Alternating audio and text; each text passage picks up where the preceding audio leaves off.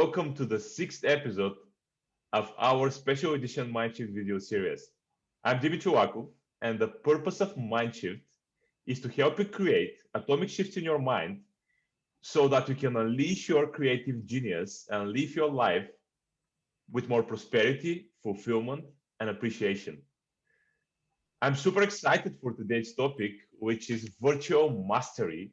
And as all of us know, this is one of the most important, if not the most important skill we can learn and adapt these days, because in order to be great online, we need to learn new things, new way of doing it, so that we not only have a lot of success there, but also have fun and learn how to really connect with other people virtually. So it doesn't matter who you are. It doesn't matter if you're a teacher, coach, employee, your families outside of your country, or you are leader of some team. I know if student also, whatever you are, I know that you need to learn a little bit more about it. So I'm going to give the word to my wonderful co-host Laura, so that she can introduce our virtual mastery expert and Mindshifter today. Wonderful, thank you, Dimi. So it's a huge pleasure for sure to welcome our wonderful guest of today, Barbara Covarrubias Venegas. And Barbara is a dear friend and this really incredible expert in many fields. One of them, really one of the top ones, is the virtual space. So as she says herself, she's a virtual enthusiast. She's also the founder of her own business, which is Virtual 𝕋𝒑𝗧𝗄𝕗, where she unites all these other like-minded virtual enthusiasts. Barbara is a speaker, she's an educator, she is an executive coach, and she's just this brilliant expert in remote work, digital leadership, and digital learning as well. So it's with a big pleasure that I'm welcoming you to the show, Barbara. Thanks so much, Dimi and Laura, for having me. It is absolutely my honor, and thanks a lot for the kind words, Laura. Amazing to be here, and let's create some atomic shifts as you are aiming at, right, Dimi? Yeah. Let's do it. Let's shift the minds. That's it. So let's just kick off this beautiful conversation with something like this. If I say, or when I say virtual mastery, what does it mean to you, Barbara? Virtual mastery for me means stepping out of the comfort zone and trying new things in the virtual space. So mastery, of course, also coming from the learning organization, is something that you excel in. And virtual mastery for me means not only manage the technology, because that is sort of the basis. I don't even talk about that. But virtual mastery for me means transforming in presence activities, exercises, whatever you're doing in presence, transform it properly and adequately to the virtual space. And that's mastery for me. Virtual mastery is not only to have a stable internet connection or a good technology, but it goes way beyond, because as we know, we cannot always influence our internet connection, even though we do everything to have a stable one, right? Yeah. That's true. That's true, Barbara. So we know that there is a new way of working nowadays. In 2021, the things are shifting and we have a new key tendency. So can you share with us like 3 to 5 new key tendencies which you have in this working environment? Yeah. So I've been researching new ways of working for over 8 years when I was working as a senior researcher in the university context. And there are 3 pillars that go along with new ways of working, or as we used to say, also remote work. One key pillar is the fundamental importance of asynchronous and synchronous communication. So what we have here is synchronous communication, because we are in the same space at the same time and we are connecting happening like immediately, instantly after I'm speaking, you're answering, you're asking a question, I'm answering, etc. That's synchronous communication. But then we have the second aspect of communication that is very often not properly integrated yet in organizations. It's asynchronous communication. So one of the tools that we have is email. I'm writing, 𝗍𝗻𝒻, you're writing back whenever you want or have time. Laura is writing a chat message to me and I'm answering when it is most convenient for me. But the problem in organizations, and that's what we saw last year, is that we are not so good in that asynchronous communication. On one hand, we have an email overload. We're all dealing with way too many emails that we are not able to manage properly. And on the second hand, that's why we set up way too many meetings.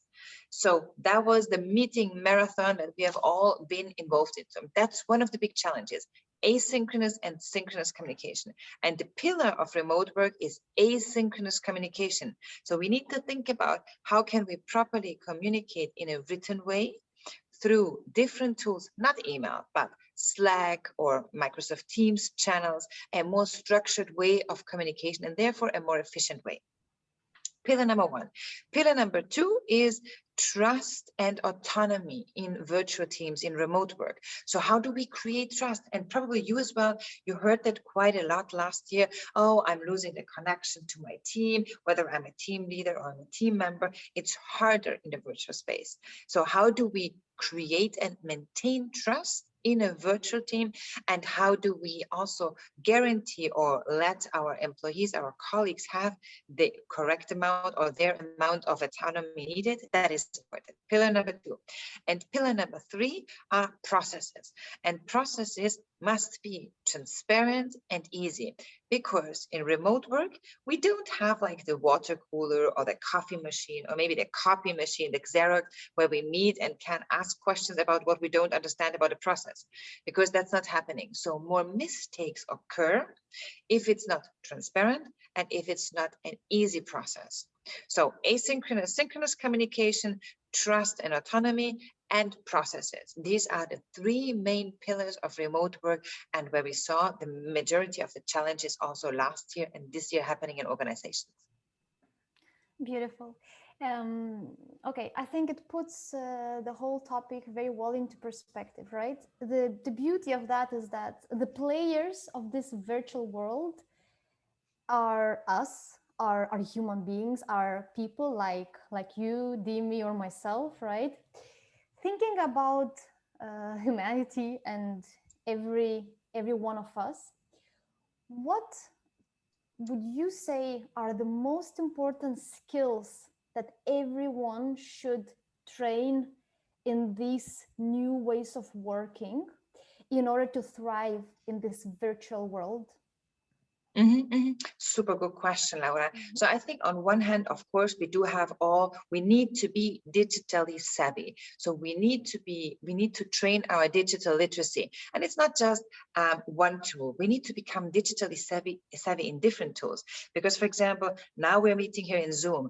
I have clients that I'm working with Microsoft Teams, I'm working with WebEx, I need to work with Big Blue Button, and sometimes I work with Google Meet. Not that often, but I do. So the digital savviness is super important basis. In terms of interpersonal skills, I do believe that they become more important, because what we see here is that we cannot really connect in a private conversation the way we're meeting here. We need to be able to understand and decipher body language that we see here in this small tile, for example. That is one thing. The second thing I also believe, and I had a beautiful conversation with Joel Silverstone about active listening and how it becomes more important in the virtual space. Because very often we do not tend to listen carefully, particularly in the virtual space, because we're distracted. People in meetings, they do many other things than being in a meeting. So doing other work, answering emails, online shopping, online reading, playing social media, whatever they're doing. But so this active listening and being in the moment is super important. And I think also a third aspect when it comes to remote work for us as managers or employees is everything that has to do with self-organization, because we have seen many people struggling with self-organizing themselves in their homes when working for their companies. And so also these skills in terms of self-organization, self-control, self-motivation becomes much more important. Lovely, Barbara.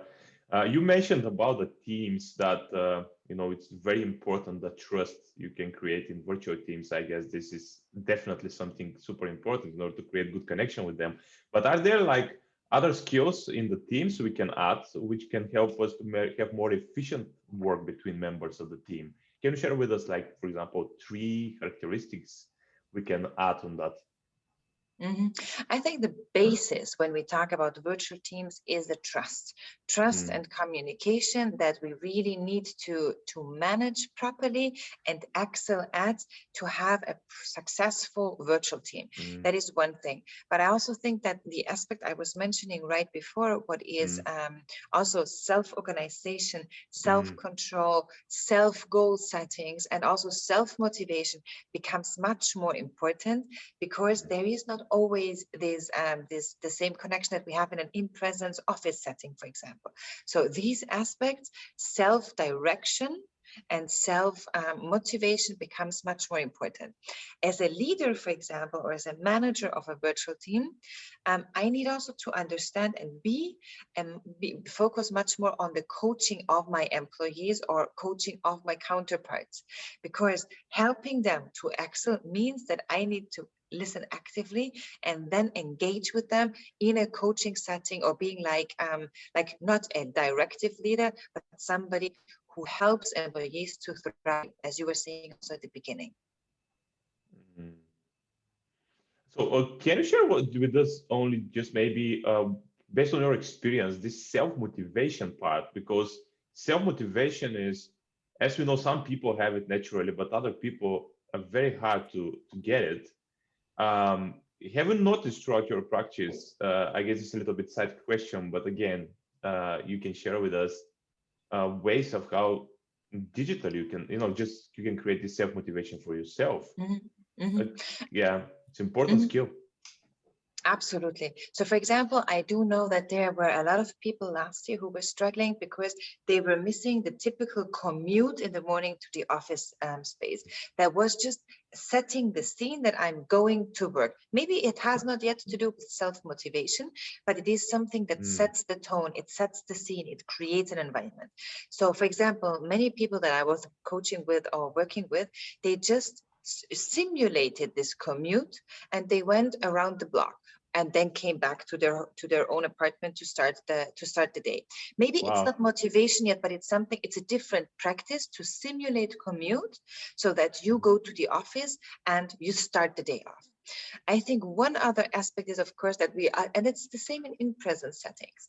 We need to, in order to be in the activity or do the activity that we aim at doing, we need to get rid of all the distractions. And that's, of course, the most difficult part, because many of us in our home setting, we maybe not be having a proper office, but we might be in the living room, people passing by. That is also for many people the same thing in an office. But still, the distractions that we are facing, also technological distractions, like all the notifications that we have turned on, they hinder our motivation because we're always looking somewhere else, right? And it's like, whoa, what am I going to do? And at the end, I forgot what I was working on.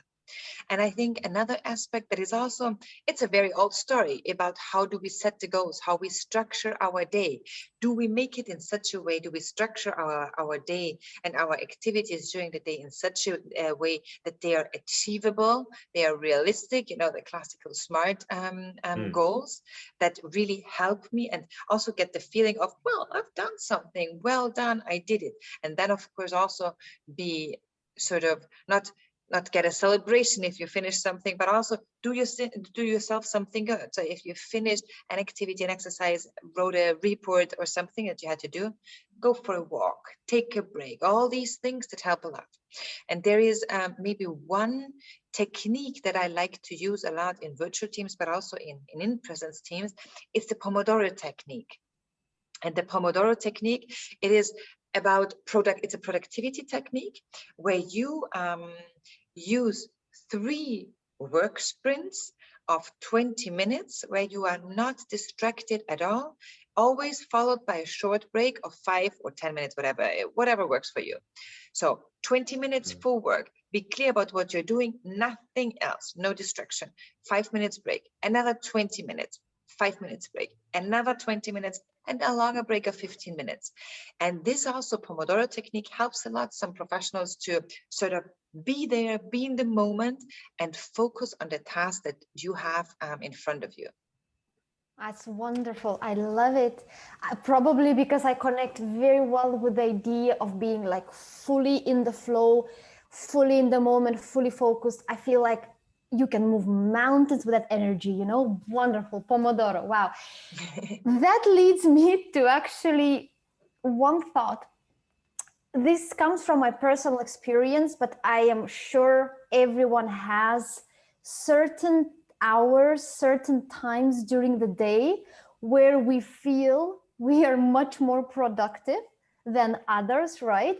So what I do, I will share, and then I would like to hear what you as an expert could suggest. So because I see that my productive hours are 200% before lunch, then what I do is I put all the important tasks, especially that require the cognition, the mental thinking, the big responsibilities, always in the first half of the day, lunch, and then a bit more creative tasks in the second half of the day. So I have basically 2 questions.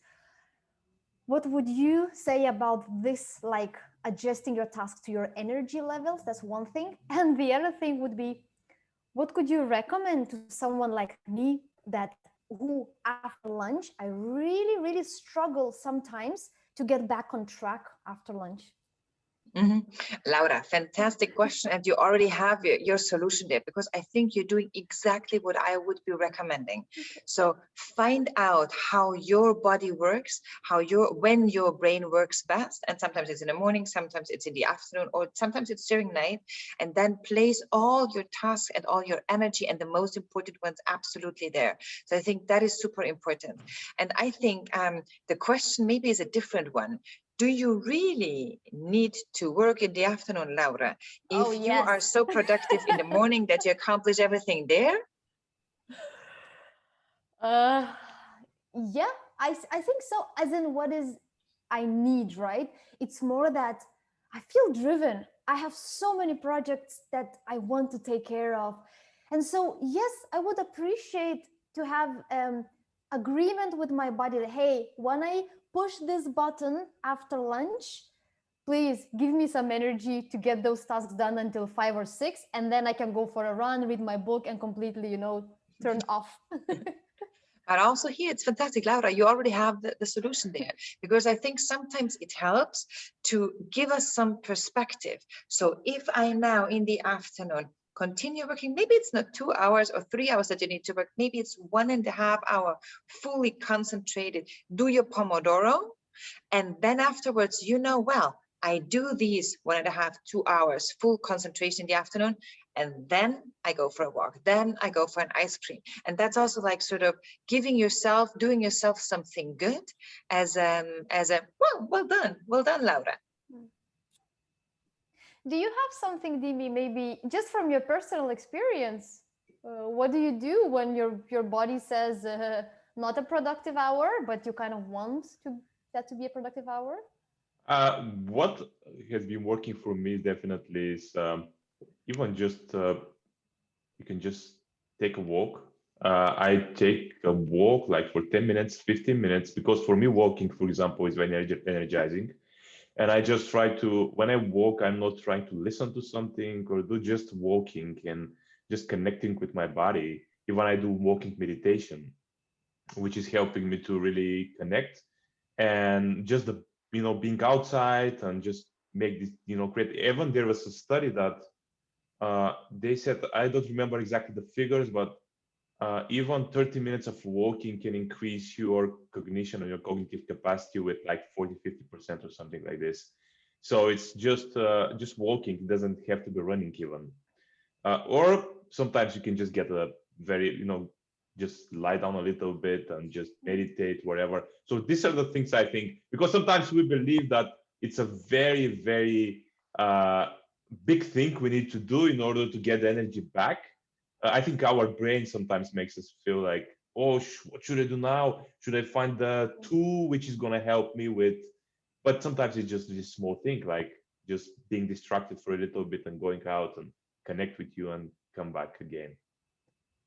And I think, you know what, I was thinking, Laura, I think the two of us, we could probably totally recharge batteries if we just dance a little bit. Well, so there are also studies that show that if I, for example, do a break, and that's the problem, many people do a break and they check emails. No, do a break and do a break. Do a break, go for a walk, do a break, take a coffee, or do a break and dance. I think that would be probably another recommendation. Dancing makes happy, you move your body, you disconnect, music is good for everyone. And I think that's probably a good idea as well. That's a very good idea. Yes, I completely agree. Dancing, or for people who do, for example, meditation, yoga, something more creative, more from the soul, completely agree. And I should, of course, make a comment, a bit more productive comment is another thing I found out really works well is I agree with what you say, that sometimes we make too big of a deal in our brain. Oh, I'm not productive. I'm such a bad person. What works for me sometimes, start with a small task just to get back on track before before you eat the elephant or whatever. The big thing comes later. Yeah, good thing. Like this, yeah. So to come back to the topic of virtual mastery and go into another interesting place we can talk, and definitely nowadays events are online, most of them. So can you share with us like 3 tips or very important tips how we can create impactful event online? Absolutely. So I think one master class that I've been running since last year that was very successful is my concept of implosion. Implosion, because we cannot create or have impact in the virtual space if we do not take inclusion into consideration. So I think that is one of the main aspects. Inclusion, meaning from a barrier-free access perspective, meaning on how we welcome the people, how we feel everybody welcome, and also from a technological perspective, how we help and support people to feel comfortable, for example, and participate throughout or with all the different functions that, for example, any kind of platform offers. So I think inclusion is super important. The second aspect to have impact is to interact. So also an I, inclusion, impact, and interaction, and interaction means from the first moment on, 5 minutes, the latest, or even when I start a virtual event, I do have a first interaction with my audience. It is definitely not me or my speakers who share a PowerPoint and go through a PowerPoint marathon. No, it is connecting and interacting with my audience. And I would say the third aspect that is very important is also have them not only interact with you, but also connect with each other. We do know that networks and professional networks are super important in today's world of work, and to create these connections in a virtual event is very important. What we then also need to consider, of course, is our content.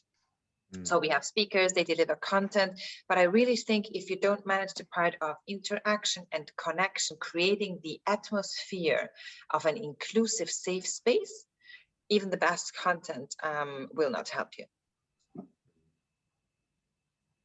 Oh, that's interesting. So you said inclusion, interaction, and then what was the third E? Connection. No, I don't have a third E. I need to think about that. Dear God, how can we create connection? Or I see. Yeah. But you see what's interesting, Barbara, because my brain went, what was the third E? And it wasn't. Yeah. It was I, sorry, not E, I. Yeah, like, okay. Very interesting. Okay, so this goes to the events. Now, what we do, not always, but in many events, well, no, in all events, we give value to the participants. That's for sure. In some of those cases is teaching, right?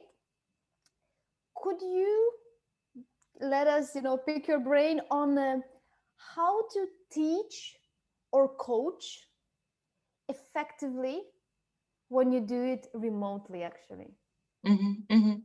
I think it has very much the same aspects that I mentioned in terms of virtual events.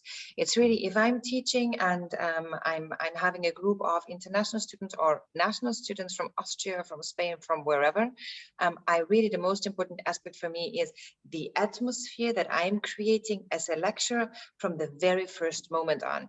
Atmosphere. How do I set the tone of my lecture? How do I make clear that I want my students to interact with me, to comment in the chat, to ask questions, to also answer the questions I'm asking them, but also to that they know that they are responsible also for that atmosphere. It's not only about me, because in the virtual space, any sort of energy you're bringing with in an in-presence training, I think you need to double the energy for the virtual space, just because it's more challenging. So I think setting the tone at the beginning, making everybody feel comfortable to ask questions, to answer my questions, but also to challenge me as a lecturer. And of course, if we talk about challenging the lecturer, we know that also cultural influences might affect this, because not all students feel comfortable in challenging me or in engaging in a discussion where they might not be agreeing with me. I think this is one important part. I am a total believer, and all learning journeys I'm designing, they are experiential learning designs. So what do I mean with that? I do not really talk and have a PowerPoint slides of 100 slides talking about leadership. No. I give them cases. I provide them with activities, with exercises, so that they, during the lecture, in breakout rooms, in role plays and simulations, in reflections, think about and exercise what we're talking about, so they experience it. But also beyond that, after the lecture, I want them to be engaged with the content. And we have one big teaching project that we created 4 years ago with a colleague of mine from the south of Austria, 𝕃𝔼𝕃𝕃, and I have two wonderful colleagues working with me on that now. Also, it's 𝕃𝔼𝕃𝕃𝕃 and Sveta Buko, where we have 600 students from across the globe engaging in a virtual learning journey of 2 months. It's the Global Case Study Challenge. And they are working on cases, and they are undergoing the whole global virtual team process. So they are forming a team. They need to do to go through virtual live sessions with us. They need to do a virtual team building. They need to work on the case and present the case during a virtual conference at the end of the 2 months. And then also we have a debrief session with international managers. And all that is happening in these 2 months, it's experiential, because I could be teaching global virtual teams and tell them the biggest 3 things of frustration in virtual teams is A, B, C, D. But at the end, if they don't experience it, they will never understand it as impactfully as they do after the 2 month of Global Case Study Challenge with us. Yeah, Barbara.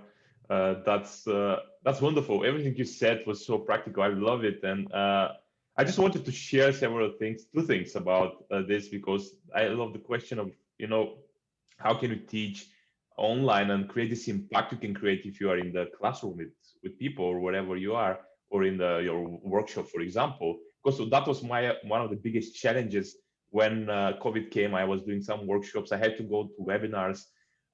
So there were this I like the breakout room thing, which is here in Zoom, where you can divide people in different rooms and they can speak to each other and create connection with each other.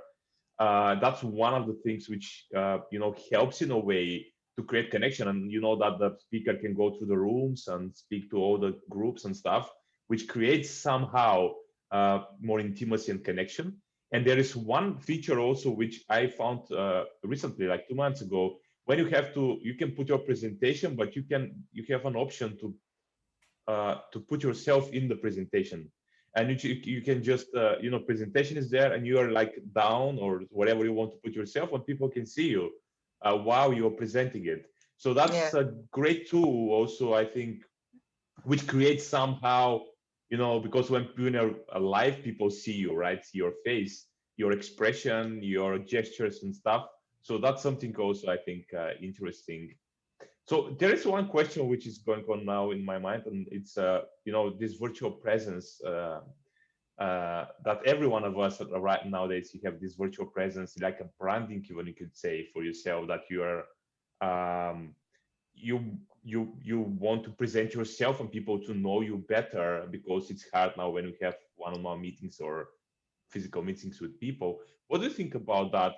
Can you recommend us some tips around how to create this authentic impact, as a brand and as a person? So you mean in general, like the digital body language with virtual presence? No, virtual presence. You can go actually in this also, but it's just virtual presence. You can also think it as a brand, like it's a person who people can know virtually in a way. They know you. For example, in the world, when you go to networking sessions, you see people, when you're present, you're authentic, you talk to them, but now you have to do it online, right? So that's, is it clear what I mean? Or yeah. Absolutely. I think it has to do indeed a lot to do with digital body language, what you're asking, because I think as many of us, probably not now, not anymore, but last year, many of us who have not been working virtually, we felt uncomfortable being online. We felt the camera uncomfortable. We didn't know where to look to. We saw, if we look to other people, we know that usually people have a really weird face when they are online. So people okay, good. So I feel more comfortable, and I don't see my hands when I'm talking, or maybe I'm seeing my hands like this. Maybe I'm having like the computer wrongly set and I don't see the person properly. So I think it has to do a lot with this aspect of how to set your camera and how to set how to be present with your body in the virtual space. And I think the one thing that really helps a lot for everybody is record yourself. So record yourself and have a look at yourself so that you also see how you come across. And many people don't do that, because I know that speakers who go on a big stage, they rehearse for many weeks before that. But when we go on a virtual stage, many of us don't even record ourselves, which would be like the most easiest thing to see how we come across and how we want to come across. But of course, always the aspect, and that's important what you were saying, Dimi, we need to stay authentic. But also, how can we stay authentic when we are in a space that we might not feel comfortable with, or that we are consciously adapting to? But I think it is possible. But when we talk about digital body language, be aware that we only have this small tile, so that we create a connection with my counterparts or with my audience. So think about it. Do you want to use your hand, or don't you want to use your hand? Think about it. If you are using your hands a lot, it might come across like that. What happened to me all the time, because I'm just like, I use a lot of gestures. And so the moment they're in front of me, how do I create a connection if I'm talking like that, right? And there are many other things also, like where do you look to, like this? It has been discussed over and over, but of course we need to look into the camera to create a connection. I'm looking into the camera to create a connection with Dimi and Laura, who are also looking into the camera, so we are not really creating any connection, but we are always switching back and looking at each other, which helps then again to have this bond among the people. And I think it is super difficult and it's challenging, because also, how do you stay authentic if I tell you, I believe in the virtual space, we need to double the energy, we need to double expressions, and sometimes I'm even telling I need to double makeup. Well, not sure what's your take on that, Laura. Depends for what event, huh? Exactly, very good point. But of course, if I say double this and that, then it's difficult. Well, am I still authentic? Yes, you are. But it is just different in the virtual space. And that's where you need to have this double effort, in my opinion. And I have actually a lot of questions. I will try to make one out of it. Oh. It's just, you told me to be double me. There you go. Now, it's just when you speak, all these experiences I've had online, all these, it all comes to me and it asks like all these questions. Like, for example, let's say two things.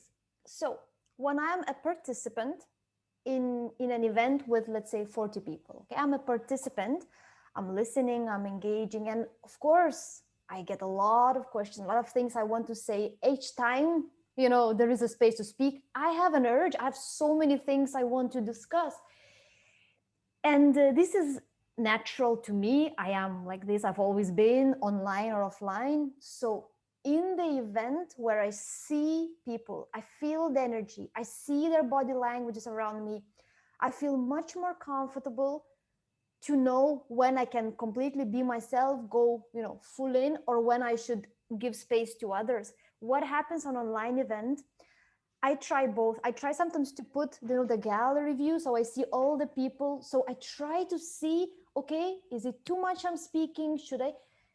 My question is, I think you feel it, it's how to stay yourself, get the information you want, share things you want, but not overtake everyone else in the room, because it's much more difficult to feel what's happening, Absolutely. You're so right, Laura. And I think so. What I generally do in virtual events is to create a connection. The first 3, maybe 5 minutes, I'm staring totally 100% into the camera, which means I'm not seeing you. But that is my idea to create connection with you, or that is my way, not my idea. It's my way to create connection with you. First 3-5 minutes.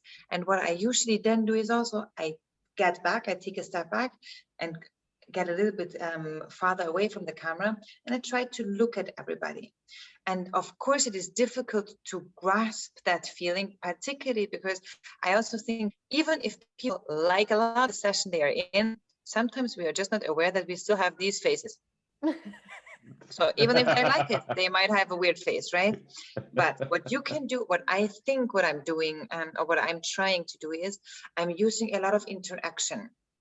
And through the way people are interacting, fast, quick, the questions they are asking, I understand, or I believe I'm able to understand whether they enjoy the session. I think if, for example, I am too fast and I'm asking a question, I'm speaking too fast, and then I'm asking a question, people tend not to be able to answer the question. So if they're not able to answer it, I must be aware that, okay, something was happening. It's too much. I need to break it down. I need to go slower. I need to repeat it, or whatever it is. And the other thing is, you could always give your participants a possibility to write you private messages and encourage that. Tell me in a private messages if it's too fast, too slow, if you don't understand something. So you also get a better idea. Or you can use polls. So that is, of course, a very formal way to do that, and you don't see maybe, or it's not like analyzing the faces, but it's like using really the poll function to understand how people are still with you, right? That's what it would be. Wonderful. And Barbara, also, so this is from the perspective when you're giving like a lecture, webinar, workshop, okay? But if I'm a participant now on the other side of an individual, how can I learn the best? How can I get the most out of a webinar where I think so many emotions are going on? Like I can tell from a personal experience, sometimes I tried everything, gallery view, speaker view. I don't want to see myself because I think it's destructive. Like if I can see, this is a new experience for me. Like since when I see myself in the event I am watching, like this is, and I'm going crazy. Like, I don't want to see myself, because then I look, okay, how is my hair? Like, I'm just being honest, and I'm like, why do I even care?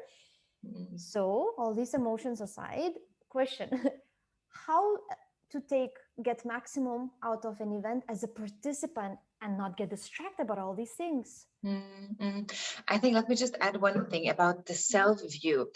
Studies show that one thing that also leads to screen fatigue, and I'm purposefully not using Zoom fatigue because it's not about Zoom, it's a screen fatigue.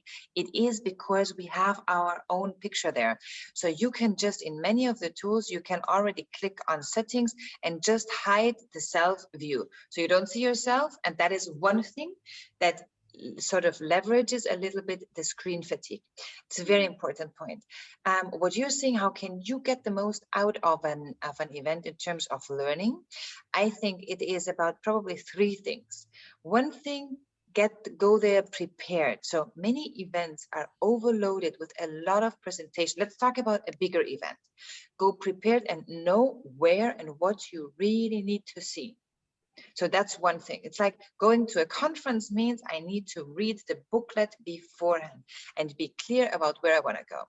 And the second thing is during the conference, during the event, whatever works best for you, set your own objectives. What is your learning objectives? What do you want to sort of come out with? And then take your notes, whether it's on a piece of paper or whether it is virtually. It helps a lot because we do know that note-taking helps you immediately to deepen the learning process. And I think the third thing probably is afterwards, many people take notes, then they have them somewhere and we forget about them. So take for yourself already one action item or one thing that you want to implement when out of the workshop that you learned there. And this one action item, put that somewhere in the next 3 days. So implement it in the next 3 days. And then you have a deeper learning and a more a structure. I think it's a very structured way of approaching learning then. Barbara, thank you for all of this. Great tips on the things. I mean, I love the way you give it 1, 2, 3. This is it. This is great.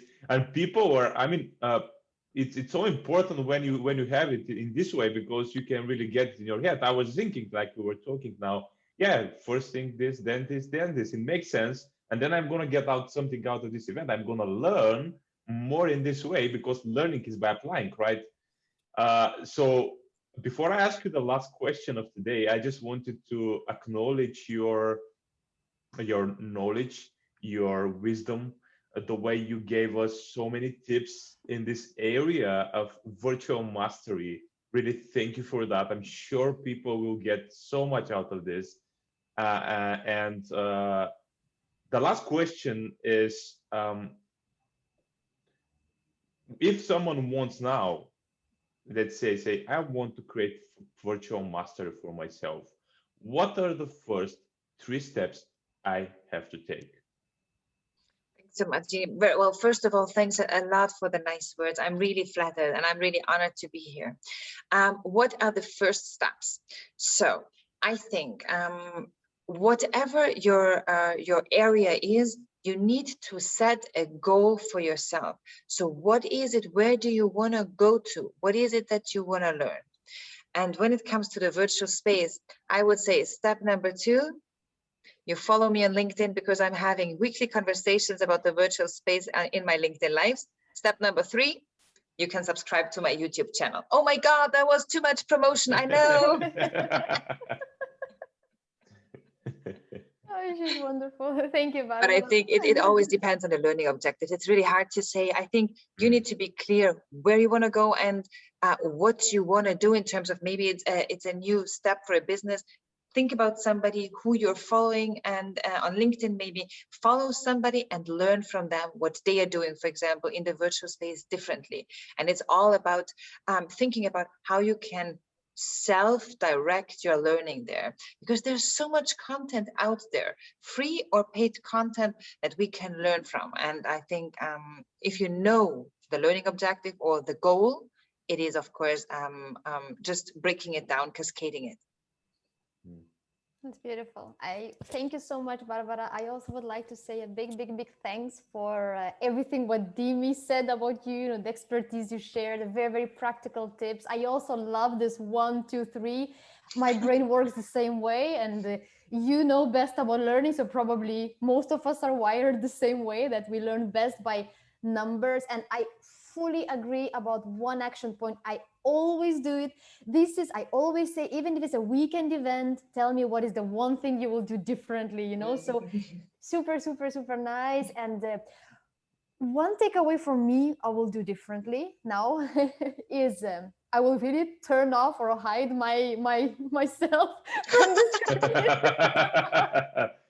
Because now you said this is a beautiful practical tool. I was already trying, obviously. I was trying, the speaker's view all the time, but I will really try to completely hide. And I love it because you said practically as advice, and also research shows this actually could help to decrease the fatigue, So Yeah. really a big, big, big thanks. Cool, thanks a lot. Thank you, Barbara. And definitely, people would want to contact you. Where they can contact you. I mean, what is the best place for you if someone wants to? You said already about the LinkedIn. If it's that, maybe just share with us. Is it only that, or they can contact you somewhere else? I think I'm super happy if you connect with me on LinkedIn. Definitely, my LinkedIn lives, I really have great guests every week there. So have a look out for that. On my webpage, virtualspaceHero.com, you can find all our social media channels. We are on Twitter, we are on YouTube, we are on Facebook and Instagram. Thank you very much, and have a very successful and great week. Thanks to both of you again, Dimi and Laura. Fantastic atomic mind shift experience here with you. And you know that the best thing is always, if you're interviewed, you're reflecting and learning so much through the interview process yourself. So thanks a lot. And well, I'm very much looking forward to staying in touch with you. Thank Absolutely, you. Barbara. Bye. Take care. Bye. Bye.